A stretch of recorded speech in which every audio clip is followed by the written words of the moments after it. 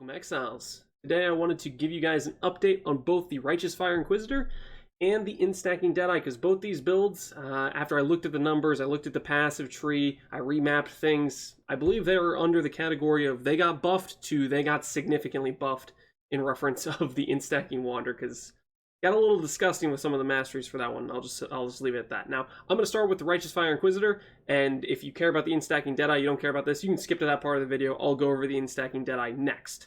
Now, first, let's look at the major changes. This is part of the POB notes section that I added, where I'm just going to go over the cons and pros. Cons are basically, we're less tanky now. We lost some damage reduction in Fortify. I don't know how good Fortify is going to be. I think I'm going to have to play with it to actually see, okay, if we're shield charging throughout a map, do we actually stack up a decent amount of fortification, or is it just not worth doing and we should switch out those gem links? I don't know, but my perspective is it's probably arguably worse objectively, and I don't know how much worse. But for the most part, even if we don't have Fortify at all, I think we're still coming out ahead, and I'll go over the why. And then we lost a little bit of EHP. That's more or less because there are more enticing damage passives on the tree, so I spent more points towards some damage versus some HP. The difference is we're at 7,200 life here. In the previous version of the build, I would have been around 8k here, so I'd say it's a net 1,000 EHP loss, but in perspective, we gained some damage for it, so there was some trade-off there. Now, going over the pros, the build's less expensive. I don't think an Unnatural Instinct is worth it now, so I took that out. And Transcendent Mind, I also do not believe is worth it, so I took both those things out. Those are less expensive for the build. The damage is a bit higher. We're at 2.6 million just for our Righteous Fire with the regular configuration. Previously, on the other build, it was about 2.3 here without considering some other variables. No E, no EO, proccing necessary while mapping. So this will just make the playstyle smoother. Now, in my previous video, I mentioned, hey, we got a 25% damage nerf, and right now I'm telling you, hey, we have a bit higher damage. I know those are conflicting things, and basically the reason is masteries. For the most part, I did not anticipate us getting so many good things in the passive tree, and that made up a lot for the damage nerfs, as well as I sacrificed some EHP to grab more damage nodes. Overall, I still will stick to my point that we lost damage. More or less, the way I see it is the line was here, elemental damage builds got taken here, and then everybody got raised like this. So elemental damage builds are still lower than they would have been if they didn't take that damage nerf, but at this point, I'm okay with it. I'm really happy with the masteries. They're really cool. I think the build's going to be perfectly viable, so I'm still excited to play it. Armor doubled in effectiveness. This will start to make up for the Fortify loss. It'll mean we do a lot better against Fizz damage than we did previously. We got 75% reduced effective curses. They added 50% reduced effective curses to Conk Ground as an effect. And then we also, as an Inquisitor, get 50% increased Consecrated Ground effect, which ends up meaning we pretty much can just ignore curses, which is just a really good quality of life. We got some additional regen as well from this change, because they made Conk Ground go to 5%, but then the 50% increased effect makes it go to 7.5, which is 1.5% higher than 6% as before. We also got +2 levels via Awakened Gems. This is going to be on the high end, but once you get to Awakened Burning 5 and Awakened Ele Focus 5, that'll give Righteous Fire 2 levels, which is a big, nice damage boost that we did not have before, and that's not considered in this POB either, which that will definitely make an effect.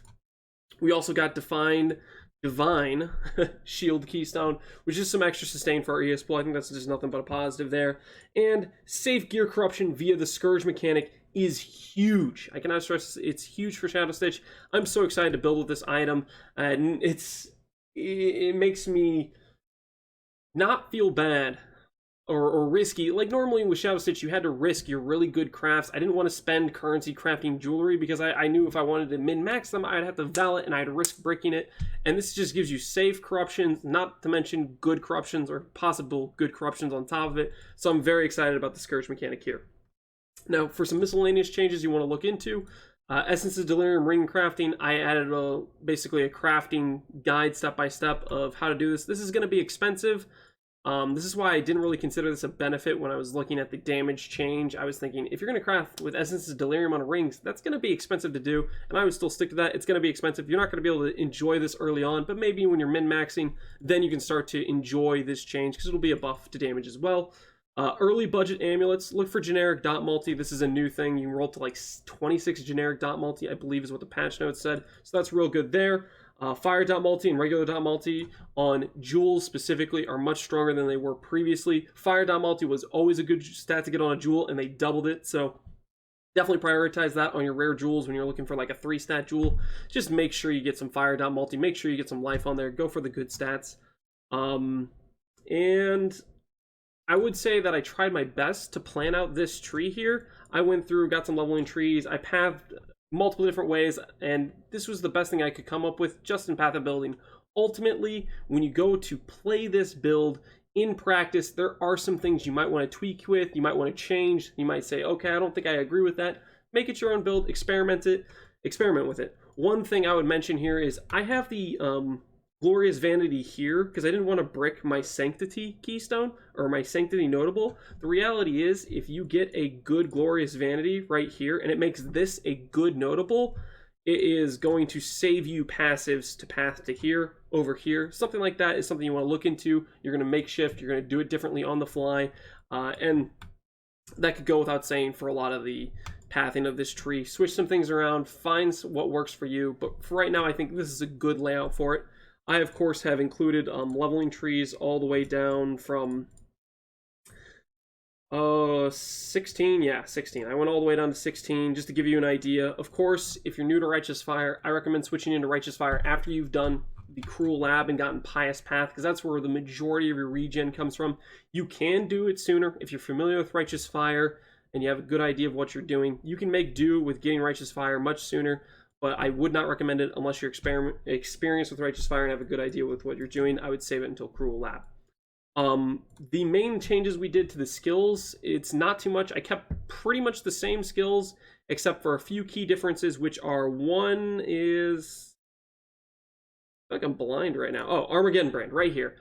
Armageddon Brand, I switched for Storm Brand, and I added in Combustion. This helped us start to make up for some of the damage loss. We get minus 10 fire res from Combustion. Previously, you wouldn't necessarily want to use Combustion. You could do it. It would be a little bit awkward because you would always have to go and re-hit the enemy with lightning if you went and ignited them with a fire damage hit.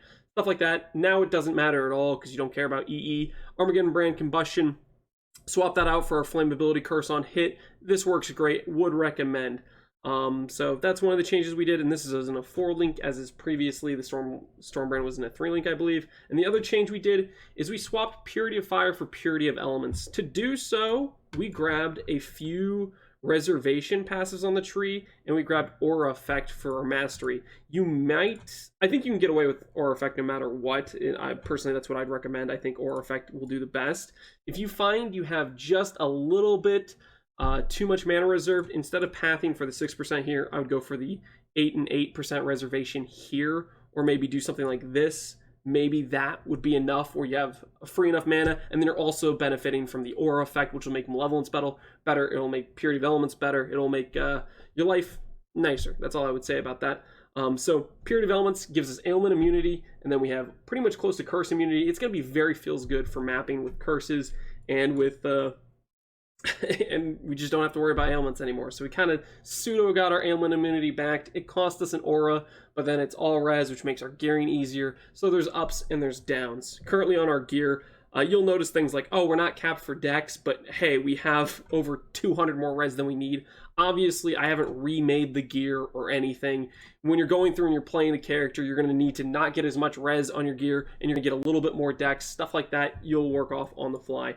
So that is overall the main changes I did to the Righteous Fire Inquisitor. Hopefully, between all the other information I have here, you can work with this. This is a build you could do on League Start. I would recommend paying attention to the early budget, low-end gear investment items. I'm going to be doing a video on my plan as a League Start, which is going to be a Trickster Righteous Fire character.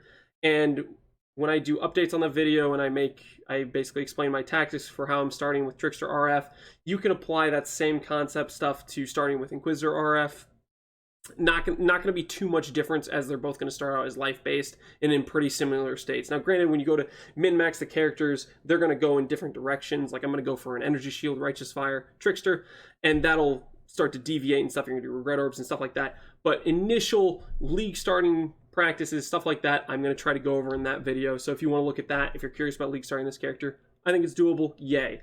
Now let's look at our Instacker for 3.16. This character, do not league start this. I do not recommend this. I've probably mentioned this multiple times. Disclaimer, this build does not have a good leveling experience.